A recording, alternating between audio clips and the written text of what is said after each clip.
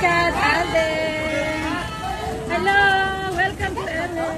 Welcome back to LA. We're just very excited. This is our first leg for the national tour, and we're just very happy with the performance of them internationally. And we're just surprised and we're just so very blessed.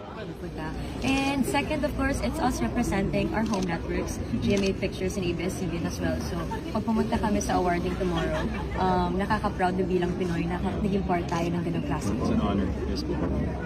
And what do you guys expect to, once you guys are on stage and talking to all those international viewers that are going to watch the show, watch the film out over at the Asian World Film Festival? Yeah, we're excited to tell the world what our film is all about, and how Filipinos are, as filmmakers, the content that we're able to bring to the table globally. I think that's something that we are proud of, and it's